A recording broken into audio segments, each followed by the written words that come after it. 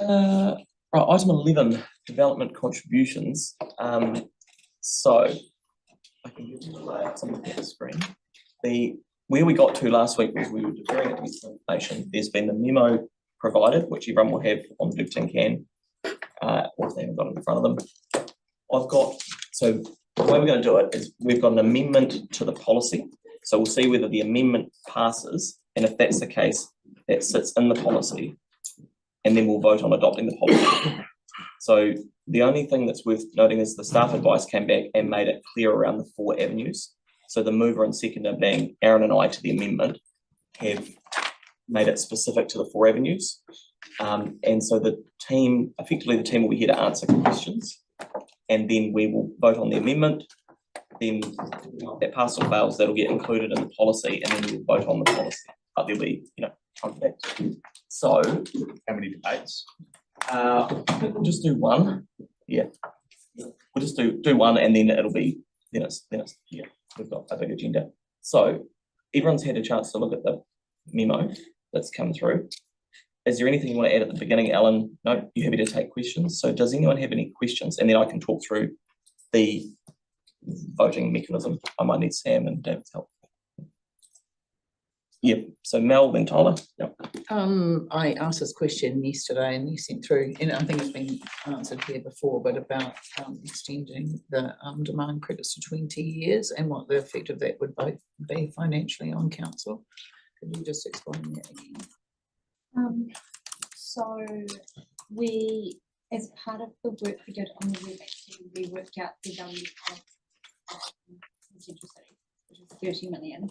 We haven't done it for the entire district because this amendment would extend the life of credits for the entire district, but we have estimated those to be $40 million. And then for the purposes of providing financial advice, we have assumed that those credits will be used over the next 5 years.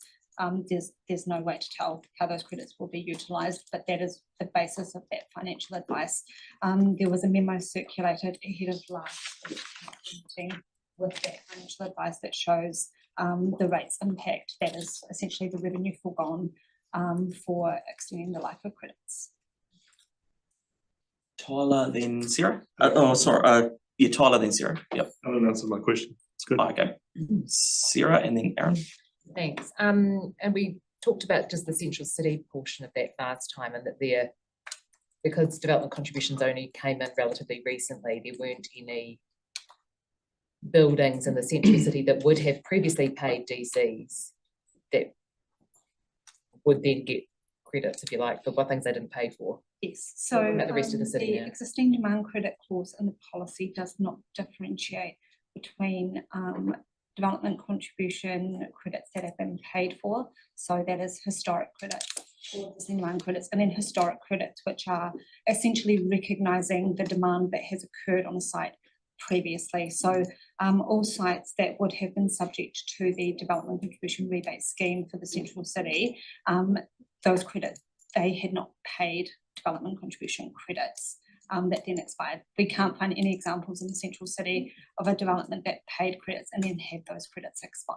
So accusations of double dipping, for example, don't stack up because we haven't had any evidence that people have paid them in the past and then would be expected to pay them again. But they've been using. Oh, sorry, you go. Yeah. So with the rest of the city, though, because this is broader than just the Central City, do we know if there's any sites? There might be. We haven't come across that. Yeah. But it's definitely possible. We haven't done that work. Okay. So just on that last point, Alan, and I won't take up much time. I appreciate you've had this come back to us like 10 times. Just on that point around not paying DCs though, and the original point, is it fair to say that those properties were using the infrastructure? The infrastructure that existed at the time, obviously development contributions are for growth infrastructure, so making the pipes bigger and additional demand. Absolutely, yeah, no, really good. Okay, Aaron, and then so 2 questions. One's a good, that's a good lead in. So prior to DCs, how was infrastructure paid for? So through rates. So did any of those sites that would be affected not pay rates? Because in the deputations, that was the accusation that those sites had all paid rates for that infrastructure, because that was our model we used. And so they paid for it. So then my question would be, on the legal advice that we're on good ground, yet the people doing the deputation said we're not. Does that legal advice have insurance? Does it? They can answer that in confidential session. And then the other one is on the so none of them didn't pay rates for the infrastructure. I can. They used. Right, they're in the government building or a church. Along those lines, there would probably be some other exceptions, but we don't have that to hand. Okay, that's good. I'll leave it there for me. I've got Yanni, and then I think we'll just. Cool, thank you. I just want to be clear that I understand the financials. If we adopt the 30% Central City development contribution cap, we are looking at a loss of revenue of $55 million. That's by 2034. Okay. It'd be a loss on the updated policy, the 2025 policy. And so in the advice that I had around the need to consult as part of an annual plan, I was told we don't think we'll be able to resolve a larger rebate scheme loss and development contributions revenue. If a larger rebate scheme is adopted or changes are made to life of credits, this will be addressed as part of the development contributions revenue projections in the annual plan. Does that mean, like, for the 55 million, we would need to specifically consult in the draft annual plan to effectively allocate that sort of budget? We would have to include it in the annual plan budgets that went out for consultation. Whether we had to specifically consult on that item, I'm not sure. Legal, but it would have to be included within the annual plan budget. So even if the decision was made today, we couldn't legally until we basically got the annual plan agreed, consulted on the community with the 55 million. Yes, you can make this decision today. This is specific to the policy, but any policy decisions you make, because development contributions is revenue, the finance team, when they're doing the next set of budgets, will project DC revenue and account for things like an extended life of credits or a cap on charges in the central city or wherever else. I'm just trying to understand during the annual plan, like, I've put forward amendments before for like $50,000 for the general letter order or whatever. But this team can't answer questions. There's $55 million that we've been asked to consider funding, making funding provision for today without going through an annual plan. I wonder if Bede, I'm just trying to get that in my head. Like, Yeah. So Yanni, stop. Bede. I probably just want to check, but what we're talking about is not revenue lost. We're talking about a policy that we then go and budget to collect a certain amount of revenue, and you could cut it in different ways to say it would collect more or it would collect less. It's revenue foregone, I guess, in one sense. And when we do the annual plan, if the policy, we say, well, here's what we're projecting, forecasting to collect based on policy. to my understanding, it has a rates impact. So the rates component will have to fund the 55 million. So if I talk to my community and say, do you wish to spend $55 million on this? That would seem like a... Some questions at the moment, So that's what I'm trying to understand is, like, at what point would we have to go to the community and say, we're proposing to spend rates on $55 million worth of subsidies? Well, we'd have to go through our foregone. We'd have to go through our significance and engagement policy, I think, to work out what it is that would involve us going and consulting. But we've already consulted on the policy, and you're adopting the policy based on the consultation that you're getting back on that. So that was why I asked. I'd probably want to just take a few minutes, if that's requested, Mr. Chair, to just. That's why I asked the question previously, and then that was the advice that we got back, is if it was larger, we would have to, in my view, we would have to consult. Hang on it. Yeah, your view's great. But we might just move to the other questions and come back. Aaron, did you have another question? And yeah, I did, and it's around the financial modelling and the assumptions on the 40 million or 55 million or any number of million. have we modelled the opposite of what it looks like if the policy change means that none of those sites develop, what that looks like? Because that number that Yanni's using sounds like it assumes all of the sites develop and all of them pay DCs. But some of the people doing deputations said that there's a trigger point where you just don't do it. And so we sit on gravel sites in town that don't have a rate. So have we done that financial modelling? We haven't, because it's difficult to do that modelling. We don't know when people will develop and what they will develop. And So how do we come up with the number to start with? it's a worst case scenario. So that's saying the city's really successful and then there's going to be Every a site lot of developed. high ratepayers coming in, right? It's unlikely to meet that full extent. But making that policy change means it could happen and therefore that would be. Right, so if the city suddenly booms and becomes really successful, that would be the, but okay, so then that's that rating impact of the foregone DCs, but what's the rating impact of the increased rates? Is that what, does one offset the other over so many years or not? It never catches up. And is that number a never catch up number? We haven't modelled that, but there is obviously an increase in rates revenue if sites are developed. So then how can we use numbers if we haven't modelled? I mean, because you can't say, oh, it's going to cost me this to set this up. But I'm not worried about the income it's suddenly going to make me.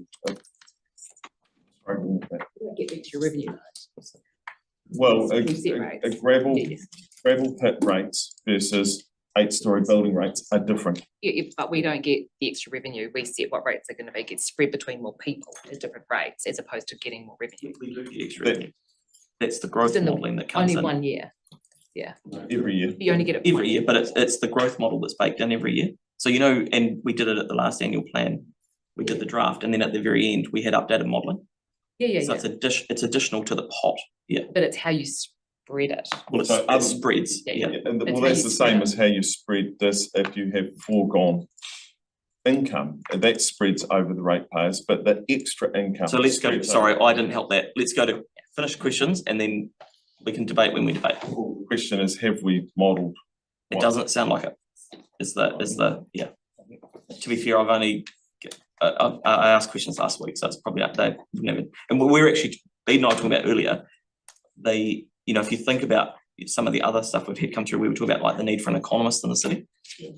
This would be case in point where it models the sensitivity around increasing them and the impacts that has. And it's not a criticism. You guys have done a great job, but yeah. Okay, so Tyler, you got a question? Yeah, I just wanted to ask about the Hueys. I just wanted to gain a larger perspective on the rates impact. Ratepayers paying for development in comparison to developers paying for development. So in 3.6, you've got the table here, which is the rates increase period between 2026 and 2027 to 2033, 34.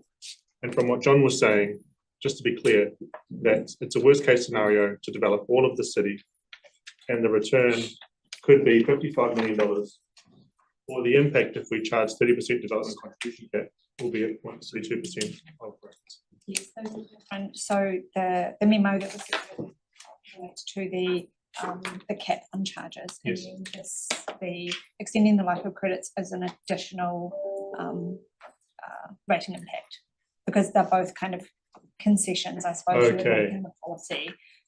So when we talk about revenue foregone, it's the cost for council to deliver growth infrastructure actually collect, and any difference is revenue foregone. Yeah. So if you extend the life of credits or you cap charges, that's kind of to your revenue. So is there a collated number on revenue foregone with that 20-year credit rebate, and also On both of those, but we haven't combined them. okay? Got one question from Phil, and then from Matt. And then Just a question on when we're forgoing the DCs, say there was a building in town that was 1 story high, right? And it had, I'll say 5 DC credits on it, okay? in just about the vast majority of times, the person builds a 5-story building, they're paying for all the extra, we're not giving away all the new credits, it's only what's existing on the underlying title, what was there. So people that are thinking that we're letting a developer come in and build the whole building and get no DCs is not right. We've got to, it's just what was there originally. It might have had 4 in the going forward, it might have 44, and the developer paid for 40. Yes, so non-residential development contributions are based on gross floor area that is converted into QEs. So if you had a 5,000 square metre office building and then you demolished it and built a 10,000 square metre office building, you would pay development contributions on the additional 5,000 square metres. The credits is only for what was there originally. That's how it would work. Sarah? Do we have any evidence that the difference actually is the key thing that makes a difference to whether people develop or not? We've been through this before. The residential rebate schemes for the central city, we did speak to developers who had received them. We got kind of mixed feedback. Some developers said that it made a difference in terms of their decision making, and then other developers said they were going to do it anyway, and then there were other considerations that were more important, like being able to rent the space out and there being demand for that kind of building. When we got rid of the residential rebate scheme, we didn't notice any difference in like a drop off of people building in the central city. We did think that through the 2-year COVID, though, with interest rates at 2% as well. But okay, Yanni, and then we'll move on. So the existing DC credits, if that was extended to 20 years across the entire city, do we know what that would be? No, so that was in the, we don't know for certain, we've estimated it to be 40 million across the entire city. So assuming that it might be maybe about $10 million worth of expired credits throughout the district. That is a really resource intensive thing to do to work that out. So we've just kind of given a best estimate in terms of providing that advice. But there was a memo circulated, I believe, just before last week's meeting, that provided the financial implications of that policy change. And in terms of equity of just doing it in the central city versus the rest of the city, is there any issues with fairness? You talk about the CAD. No, just the demand credits. So the rebate scheme that we consulted on was because council was looking to incentivise redevelopment of the central city. There was a strategic development goal in mind with that rebate scheme. So that's kind of the overarching principle of that rebate scheme. Council wants to use a carrot to get certain development happening in the central city. Right. So we couldn't today actually extend it across the entire city. The rebate scheme, no, but that 3A, 3B, and 3C would essentially do that within the policy. These are on the policy as opposed to the next paper around the scheme. Okay. So thank you both for that. So jump back from the table. That's appreciate your work. So let's go, Sam. Yep. Sam's going to talk us through our voting. What we vote on, because I don't want. Okay, so we've got the amendments that we'll deal with first. So this is to amend the policy. So A, B, C is around the 20-year period, and D is the update of that. So your vote is one block for that. And then if we scroll down to E, this is the new E. That's been approved by the seconder, and you will also vote on that separately. And I understand you want to do that one first. Yeah, it probably doesn't matter now that this is amendments into the policy. So 6-1. I mean, we'll do the debate and then we can just vote through. Yeah. So once the amendments have been dealt with, if we scroll to the substantive. Can you get those circulated? So I can actually read it. Yeah. If you just maybe have a break now and just get maybe hard copy of the amendments, because we can't. It's pretty tiny writing. Or circulate. You can get them emailed around. We can take 10 minutes. But let's just go. I'd like Sam to finish talking through this and then we'll get back into it. So once we've gone through the amendments, we will then go to the substantive. So the first two are received notes, and number 3 is to adopt the policy. And it will either be as amended, or if the amendments aren't carried, it will be as per attachment A of the report. Number 4 is the date the policy will come into effect, which has been updated to the 15th. And 5 is the delegation for any errors, and 6 is to remedy difference. So is that clear how we're going to vote? We're going to vote on the amendments, and then depending on how they go, they'll either go into the policy or not, and then we vote on the policy. So it's like any other amendment, basically. All right, let's take 10 minutes off, and we'll get them emailed around. Do you want E? E's literally what was in that staff memo. If you need them. So back at 10 to 11. So let's get back online. So Mel's going to start. Yep. So I'd first like to address the proposed amendment to extend the life of existing domain credits to 20 years. The change to the policy wouldn't have a cap, unlike the rebate that we consulted on and as an item number 12, which we may or may not get to. The value of expired credits in the city we've talked about is 30 million, and the staff have talked about those total across the district potentially being $40 million, which would then be paid for essentially by ratepayers over the next few years via borrowing rather than developers as they develop. I don't think that's acceptable. I don't agree that any extension to existing domain credits is necessary, and nor that it will encourage development that isn't going to happen already. On the topic of adopting a 30% cap on central city development contributions, overall it seems incredible that those who claim to want to keep rates low are actually saying today that they want to burden those who've been paying rates for years, living in established suburbs with rates increases to subsidise the cost of infrastructure for growth in the central city. I was in Meadowvale Ave, Spraden, a couple of weekends ago. Residents talking about the new developments that are popping up, going from one single-storey household to multiple households with multiple stories.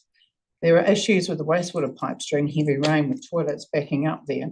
That problem will only get worse with increasing densification that's occurring. That infrastructure needs to be upgraded to pay to upsize those wastewater pipes. Should those residents who have lived there for decades pay for that? Absolutely not. It's completely unfair. So I think we all accept that developers building these new homes should pay development contributions to pay for the increased size of new pipes and other required infrastructure. And those purchasing those new homes then effectively pay this charge when they purchase the house. But if a new house isn't built, if the housing intensity doesn't increase, the expansion of existing infrastructure isn't required. Thus, it makes perfect sense that developers pay DCs and pass that on. Development contributions are calculated based on projects that are in our long-term plan. We hear from staff that projects we've charged DCs for in the past have always been delivered. Thus, any DCs we charge today for projects, those projects will always be delivered because those growth projects are necessary. With all this in mind, should those residents that live in places like Meadowvale Ave be expected to subsidise developers by 70% on development contributions on building in the central city and essentially pay the lion's share for the upgrade and infrastructure that are required in the central city? Absolutely no way. Should ratepayers across the city be burdened with rates increase of up to 0.05% each year in order to make up for the foregone revenue from DCs not paid for by developers and new homeowners in the central city? I certainly think ratepayers would not agree to that. In fact, they told us so during the consultation on this, requesting that DCs were correctly set to avoid additional rates increases. To put the cost of growth onto existing ratepayers is absolutely the wrong thing to do. We need to put the cost of growth where it belongs, not on the ratepayer, which is why you should all support the staff recommendation today. Anyone else like to debate it? Celeste and then Andre. Thank you. I'm not going to talk about the 20-year credits, but I'm not going to be supporting that. In terms of the 30% cap on development distributions in the central city, I think it's important to cut through the spin. We've heard that it's potentially a $55 million handout to developers. And we also know that the cost of future growth doesn't disappear. Let's be clear who's picking up the tab. It's going to be ratepayers across Christchurch. And in particular, it's going to be ratepayers in the SSOs who are going to be bearing the cost. This is because people in the east are already struggling with ongoing costs. It's people that are already living in cars and trying to manage the costs of businesses. They're the ones who will be asked to pay more in rates alongside other residents who can afford to pay them, so someone can build a new apartment block in Central City. That's not fair. Those residents won't be moving into these apartments anytime soon, which will end up as Airbnbs by developers benefiting from the flow impact of other subsidies, such as the stadium. They probably won't be able to stay in the Central City or benefit from visits to the stadium, but they'll be footing the bill. We've always said growth should pay for growth. This turns that on its head. Developers still get to use our roads, our pipes, our roads, our stormwater systems, but they don't pay their fair share. Instead, ordinary people carry the cost. This isn't equitable, it's not fair, and it's certainly not good governance. It's a subsidy from the Central City borne by the rest of the city. I can't support that, and I don't think our community will either. Who else? Andre, oh, sorry, Andre. Yeah, thank you. I want to push back against the idea that subsidising growth is a new concept as proposed today here with these amendments. Ratepayers have been doing it for years and years and years, particularly with greenfield developments. So I can show you multiple examples of very munted roads throughout once rural areas of Hillsville that had to be fixed up and repaired. And that's as a result of growth, and it's a result of new developments. But then those repairs and resurfacing were more than 90% funded through rates, not DCs. I believe this policy needed to be remodelled earlier in the process. We chose not to do that. I was the only councillor to vote against the draft policy. The policy, as I see it, will continue to ensure that ratepayers are subsidising growth unfairly. The policy that's potentially about to be approved will mean that 2-bedroom infill units throughout our, not just Central City, but surrounding suburbs, will pay the same amount towards stormwater infrastructure as a large greenfield development home being built out on flood-prone areas that require a whole lot of infrastructure to not just be built, but then be maintained every year. I don't think that makes sense, and I don't think that's fair at all. Townhouse dwellers should not be subsidising that kind of growth. If we're going to be continually building out and out into flood-prone land, why should townhouse dwellers around the city have to subsidise that cost? They are currently, and they will under this policy for years to come. So no, I don't support that. More greenfield housing does increase the rating burden with more things to service. More infill housing reduces that rating burden. So a policy that we implement should be reflective of that and encourage more building that's going to reduce the rating burden overall for ratepayers. So it sounds like we agree on many things, but I disagree that this policy is going to resolve that. And I disagree that these amendments would be to blame for subsidising growth. I do support the general sentiment of the amendment around the 30%, but the things I'm uncomfortable with is that you'll have a housing development on one side of, say, Bailey Ave paying a third of the DCs as one on the other side of the road. That's the kind of thing I'm uncomfortable with. And also we can't be filling up our city centre with 2-bedroom townhouses. We are going to have to go up, and our policy is going to have to provide incentive for doing that. And I'm concerned that this would not incentivise that. If we fill up our city with 2-storey townhouses, the land's going to be gone, there's nowhere left. And then when we grow as a city, you have to build up somewhere, and that will be in the suburbs. We actually want that in the city. So I am uncomfortable with those amendments, and I'm uncomfortable with this policy today. Okay. No. Yep. Again, I support the staff recommendation. The DC. Oh, hang on, sorry, I've just thought, does anyone else want to debate it before we wrap it up? Mel's closing the debate. So, you gonna debate it? Yep. Sorry, Mel, you can, yeah. One of the things is that Christchurch is performing very well compared to other cities, and we mustn't lose the momentum that we've got. And if we don't support this amendment, that could stifle the momentum we've got. If we forego, as it's not very shouldn't say small, it is a neat amount.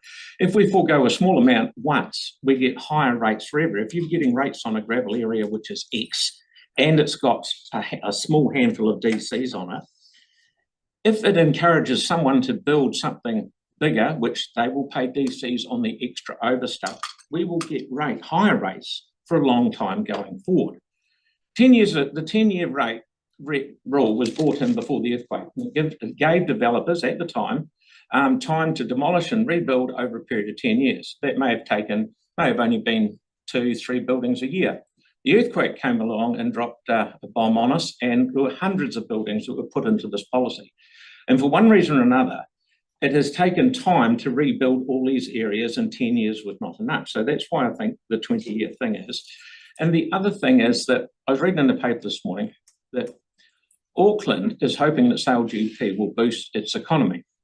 What we've got with going on in the city with Te Pai, Te Kaha, Parakiori, and lots of other events, we will have a sale GP every month. So we're on a roll. We don't want to throw water on the fire and put it out. And so I'll certainly be supporting the amendment, because it will get these last centre city bits built up and going, and it'll be good for the whole city. Sarah, Thanks so much. and then Kelly, and then Aaron. Most of what needs to be said has already been said, and on the whole, I agree with Councillor Coker. And by myself in the opposition of agreeing with Minister Bishop, who also says that the core objective with the new system that they're developing is to create one where growth pays for growth. And let's just remember that while we're doing this policy now, development levies will be coming in under development at the moment, and creating a new system. So what we're putting in place here is a system basically for the next couple of years until the new system comes in, which does develop the growth pays for growth at a national level and makes it much clearer. And council, in the meantime, we need to make sure that we are being fair on all ratepayers and doing this as well. Thanks. Kelly? Yeah, to me, this issue is really about growth in the central city and how soon we want that to occur. I feel that we have to incentivise the behaviours that we want to see, and we want to see the central city developed, and I think we need to assist developers to do that. It will eventually be developed. It's not a question of whether it will, it's about the time. And I think if we can incentivise that to happen sooner, then we should support that. So I support the idea of a 30% cap. The people who are building in the central city were clear on the effects that they see that this will have. I'm not sure anyone around this table has any idea of the complexities involved in developing a central city site. And I think we should listen to those developers. Yes, it's not ideal. There would be an effect long-term on ratepayers, but again, we want to see the central city developed. So I think we should do everything we can to make sure that that happens. Thank you. Aaron, and then Tyler. Yeah, I'll touch on a couple of bits. It's interesting that some councillors are staunchly in favour of growth pays for growth, which is fair enough, but we don't make everyone pay their fair share of everything else. And you just look at the inequity of rates across the city, and that's the system we have, even in the even in water supply, which is questionable at best. For me, like Phil had pointed it out, and I know most people don't listen at the table, but I'll repeat it because sometimes it helps to boil the cabbage twice, is that if there's a 2-storey building there that has, and it's going to get knocked down and turn into a 10-storey building, the 8 new floors will pay DCs. The 2 existing under this wouldn't. That's not what I would call a handout. It's just being fair, because those pipes that were in the road were already paid for by that building that was there for 20 years, 50 years, 100 years, whatever. The city had collectively already paid for those. So it will be a double dip. if we decide to do it that way. But the point that if there was a 2 or a 3-story building and then it extends, they pay on the extra. And that is what you'd call fair. But the other part would be foregone. But a gravel pit rates versus a 3, 6, 8, 10-story building is hugely different. And those rates then keep everyone's rates down, like Sarah pointed out earlier, that brings down the rates burden on the rest of the rates paid. It doesn't increase it. In fact, we should possibly not even be making the decision without some clearer financial modelling on the pros and cons. But we don't have that luxury, so we will go ahead and make this decision based on this. But just be really, really clear. It is a double dip, and I do believe that we will hear from people that think it's a double dip as well, who will be severely financially penalised by this, or it just means that it'll just stay as gravel pits. So when you walk through town and you see the crappy gravel pits full of rubbish and that, don't whinge and complain, just think, yes, I created that. Tyrone? Oh, brilliant. Okay. I too want to talk about the centre of Christchurch, the geographical centre of Christchurch, which is obviously in Bankstown. Look it up. So in terms of what I think is the best outcome for the peninsula, and it's the staff recommendation, that will see an increase in DCs for the areas around Littleton, down to Diamond Harbour. And I think that that's really important because the infrastructure is creaking and it's not really built to take the strain, and ratepayers shouldn't have to cover the costs of further clogging up our roads around there. Akaroa is a different case. The staff rec's going to see contributions decrease quite significantly, but that's okay, I think. Contributions there are already the highest in the city by some distance, quite significantly, and they're still going to be the highest. But I do want to say this, probably slightly out of scope, but housing in Akaroa is a bit of a dog's breakfast, and changing DCs isn't really going to help it. 2/3 of the homes there aren't permanently occupied. Locals are priced out. And if you want to build a house there, you can pretty much do what you want. So we actually need to do some real meaningful things to correct that. But in the meantime, I'm going to vote for the staff rec. Thank you. Thank you. I've got Vic and then Yanni, do I? Oh, sorry, I've got, have you not been? Oh, okay, you go. Yeah, I've got you then. Sorry, I jumped. That's why you were surprised, Tyrone. I jumped. I'm not sure. I'm not quite sure where I sit on the 20 years, and the reason being is, everyone knows I'm the councillor for the Riccarton ward, which is actually becoming the second CBD, as a lot of my residents are saying, and we're noticing that within the central catchment, that it is on a pathway to growth, which is surrounded by amenity. It's highly marketable. It's highly profitable for developers, and quite often we alienate developers based on many talk about their humanity, their inability to look towards their community. And while that may be the case with some developers, the developers that I've talked to and worked with over the last 3 years, including our ratepayers and residents, have been trying to work closely with council and get those things over the line. The key point here is when we talk about trying to build the CBD up, the incentives aren't within this. The incentives are trying to get rid of the red tape that they see. We notice that the underground works is always quite significant, particularly around earthquake proofing, etc.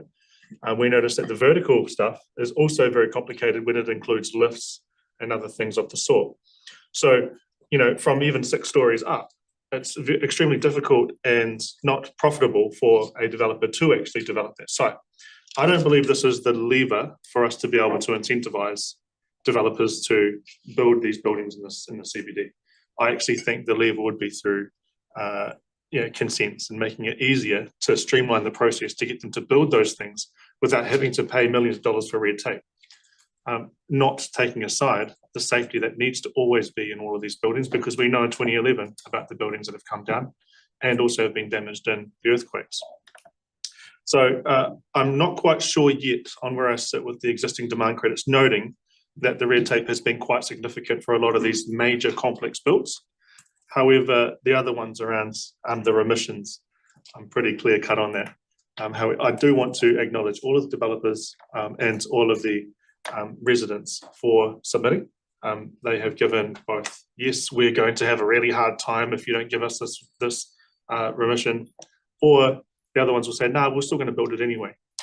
And notice that lastly, for developers, it's about profitability for one, which will offset this through this lever minimally. Marketability, amenity, closeness to amenity, which Riccarton has quite a lot of, including the CBD, and we're seeing developers do that all the time. It's not just, oh, can I build it? What's my profit margin? It's what's around me at the moment. So it might not be now, but it might be not yet. So to conclude, Sam, good job on giving this a go. I'm still back and forth, and I'm looking forward to being Sounds like persuaded otherwise. Okay, and then Mark, and then Yanni, if you want to say anything, then we'll go back to Mel. Thank you very much to David and his team, and Alan for the enormous amount of work that has gone into this. It is really complex, and I think you can tell that by the degree to which we've done it to death almost. I think the key is about striking a balance, because we can't please everybody. And my voting today will be based on my aspirations for our city. And if you're familiar with the phrase that a rising tide lifts all ships, the same applies to our city. And if we have a vibrant, thriving city centre, then all of our city and all of our residents will benefit from that. So I'm excited about our city's future. I think we are growing in confidence and energy and possibility, and I think that the amendments that have been put up strike a balance, and they represent this opportunity here and now to help shape a vibrant, thriving city. So let's not start it up today. Thank you, Mark, and then Yanni. Thank you. We thrash this one, Beth. I want to set our city up for success. Listen carefully to there that the supposed subsidy is only allowing for the existing credit as a way of recognition. Anything you build in addition gets paid. So the development is paying for the development. And we need to set our city up to continue to be the success that it is, because our city is far above any other city in New Zealand right now. And the last thing we need to do is pull a handbrake on and cause this city to grind to a shuddering halt. So I'm keen to set the city up for success today through this, and hopefully the majority of colleagues around the table here will see the sense in recognising the business and then setting it up to have the extra paid to help pay for the growth, and that we can go forward today and set Christchurch up into the future to succeed and continue to soar. Great, thanks, Mark. Yanni? Yeah, thank you. First, I just want to acknowledge the huge amount of work that staff have done on this. I mean, this is probably something that we have spent almost the most amount of time on as a council, in terms of the number of meetings, the number of workshops, the number of briefings, repeated requests for information. So I think, to me, there's really two issues. One is the life of the existing demand credits, and the second is the 30% cap. In terms of the demand for the demand credits for 20 years, on balance, I do think that that is probably a fair thing to do.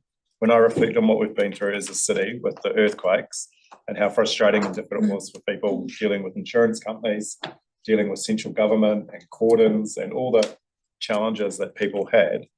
And just when we thought as a city we'd come to the, getting close to getting back to some sort of business as usual, recognising we never will be like we were, then we had COVID come in. And that, really had an impact on people's ability to get things done, in my view. So, we are in a unique situation as a city. And I do think there is a justification for a 20-year expiry, recognising that it's 15 years past the earthquake, but we've had other challenges along the way. And I do think it's fair that it's not just the central city. Actually, it should be across the city. There are brownfield sites in my area that have been knocked down and not being developed post the earthquake that I'm sure the community would love to see things happening on. In terms of the 30% cap, I will not support that. I do think we need to look at different ways of doing planning for growth, but today is really not the day that we have the opportunity to do that. We've asked questions through the process. People have tried to put forward different ideas, but fundamentally, I am supportive of us looking at smaller zones in the future and looking at where the development and intensification is happening, having a direct link to projects that are put in to mitigate the growth. And you've heard from submitters through the annual plan, through the long-term plan, that some of the areas in Linwood, for example, where there's been huge amounts of intensification, but they're not seeing the projects being put in place to try and mitigate that impact and deal with that growth. So to me, I do have some sympathy for what one of Councillor Moore has said around the way that we're zoning, but I don't believe that the 30% cap with the zone that's proposed is actually the right way to address it. So thank you. Appreciate the work that's been done on this policy. As someone else has also said, the government will be looking to make significant changes to how we do this. So I feel like we have spent a lot of time and energy on something that may just change in a year or two, but yeah, it needed to be done. Yeah, no, I'm good. Pretty much everyone's raised most of the points. Right, so I think that's everyone. I'll come back to Mel. I'll just make a couple of points. The first one is that if we think about what we're trying to do in the CBD, we literally need to finish populating it. So what we're doing here is, I think there's been two things that have been conflated. We're talking about the 30% of the raids of the DCs, but we're also forgetting that if that doesn't pass, we're increasing the DCs by 264% in the CBD. So let's be very, very clear on what we're doing. My nervousness today, based on the debate, is actually that we're not going to strike a new DC policy based off the way that people have talked around the table. So I think that, because for me, I will support the amendments, but if the amendments don't go through, I cannot support adopting the new 2025 development contribution policy because of the incentives that it puts in place, or disincentives it puts in place around a lot of the city.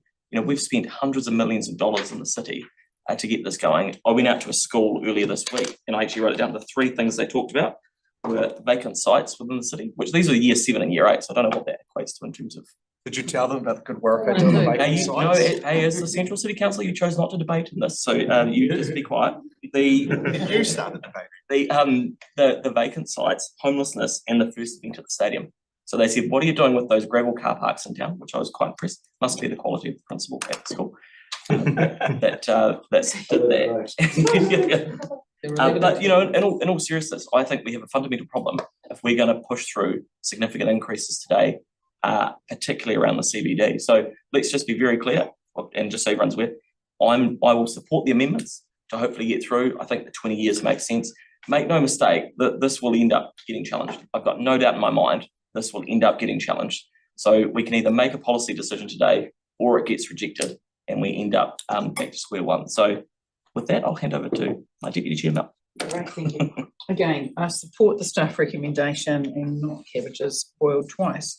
Regarding those empty gravel pits, they don't look so bad at the moment as there are a number of billboards tarting them up. The DC policy is not the place for incentivising developers. The DC rebate scheme is the place for that. This is a workaround. We've been told that very clearly by staff, and the amendments ignore this advice. And the two main amendments we've been talking about would mean developers not only don't pay DCs on a bill matching one there previously, but they'd only pay 30% on any top portion that was to be built. And remember, there's no evidence that DC rebates, which is essentially what these are in a workaround change to the policy, actually encourage development for central city developments. It means there's no evidence to support that decreasing the cost of DCs in the central city by 70% will result in more residential units being built than would be built anyway. It's the infrastructure as described by the Mayor that does this. The central city is currently a great place to build as it has so much potential. We also can't be sure that any decrease in the cost of DCs will be passed on to new homeowners in the central city. It's highly possible that developers could potentially choose to fatten their profit margins instead. Look, if this council chooses to decrease the cost of development contributions in the central city, this means that we agree that the cost of growth infrastructure will be shouldered by ratepayers by up to 0.05% per year. By extending the demand credits to a 20-year life, that means that effectively a whole lot of DCs will not be paid, meaning the cost of growth of infrastructure will be shouldered by ratepayers with even more additional rates increases. Existing ratepayers should not pay for growth. Retirees on fixed income should not pay for growth.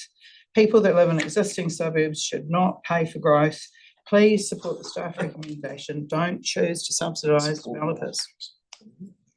Okay, so we'll go through the votes, just so everyone's clear though, that the 30% is on the increased rate. It's You're not on. stupid, Sam. Well, I'm just so everyone's clear in terms of, because what you're saying was different to that. So it was exactly. Okay, so let's go through the voting. You're separating them over. Yeah, we are. Yeah. So we'll do the 30% on the new increase, which is E, and we'll just do divisions. Okay, so this is a division on item 11, development contributions. The amendment is a new recommendation. And let's see. Councillor Moore. Yes, done. Councillor Johansson. No. Deputy Mayor. No. Councillor McCallum. No. Councillor Barber. Yes. Councillor Goff, who is on Zoom. Yes. Councillor McDonald. Yes. Councillor Keon. Yes. Councillor Fields. No. The Mayor. Yeah. Councillor Scandrett, who is also on Zoom. Yes. Councillor Harrison Hunt. No. Councillor Coker. No. Councillor Templeton. No. Councillor Donovan. No. Councillor Peters. Yes. Councillor Henstock. Yes. So I have 8 for yes, and I have 1, 2, 3, 4, 5, 6, 7, 8 for no, and 1 abstention. So that is status quo. So that's not carried. Not carried. Okay. All right. So then we go to the next resolutions. So we'll do these as a block. Those around the life of the existing demand credits. So just so we're really clear, we'll vote on these. Then if they go through, they'll amend the policy, and then we'll vote on the policy. Yeah. Cool. So let's. Do we want to do a division on this? Well, let's just do a division. Yeah. Change the.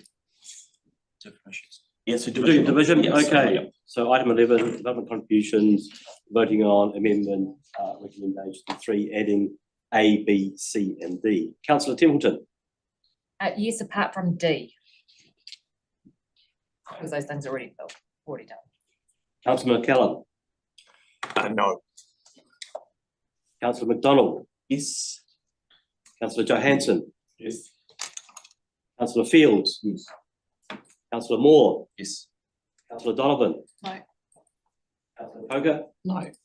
Councillor Peters. Yes. Sorry, I'm going very fast, aren't I? Sorry. That's good. The Mayor. Councillor Scandrett on Zoom. Yes. Councillor Barber. Yes. Councillor Keon. Yes. Councillor Goff also on Zoom. Yes. Councillor Henstock. Yes. Councillor Harrison Hunt. Yes. Deputy Mayor. So we have 1, 2, 3, 4, 5, 6, 7, 8, 9, 10, 11, 12, 13, 4, and 1, 2, 3, 4 against. Okay, so that becomes part of the amended one. So let's. Do you want to take a minute and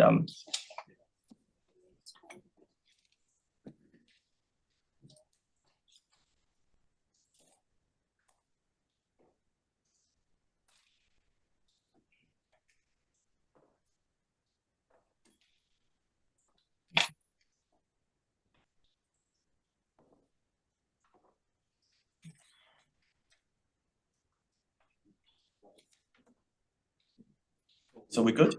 Oh, sorry, I'm in my own whoop. Okay, so why don't we, so it's the adoption of the policy. Let's take the, how do you want to do this, Sam? Do you want to, I mean, I'd like to vote on 3 separately, only because obviously I won't support it. I would recommend that you do 3 separately then to adopt, and then you can do the remaining recommendations. So let's just do a division on 3.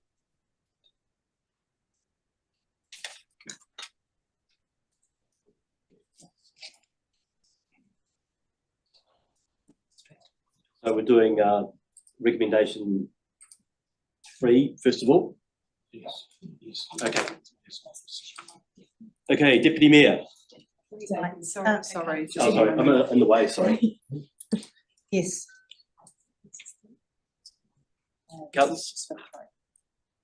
Councillor Barber. Sorry, just one Sorry.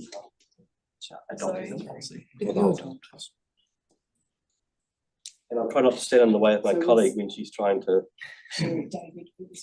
So first was Deputy Mayor who said yes. Okay, you good? Sorry. Okay, Councillor Barber. No. Councillor Coker. Yes. Councillor Donovan. Yes. Councillor Fields. Aye. Councillor Goff on Zoom. No. Councillor Harrison Hunt. Yes. Councillor Henstock. No. The Mayor. No. Councillor Johansson. Yes. Councillor Keelan. No. Councillor McDonald. No. Councillor McClellan. Yes. Councillor Moore. No. Councillor Peters. Yes.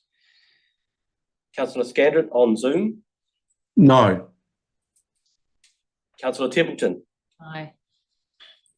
So for the yeses, we have 1, 2, 3, 4, 5, 6, 7, 8, 9. For the noes, we have 1, 2, 3, 4, 5, 6, 7, 8. So that is a carry. Close one. Thanks, Mark. Yeah, thanks, Mark. Yep.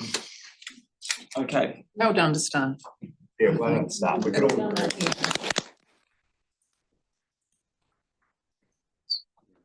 cool. Thank you for your own, Mark.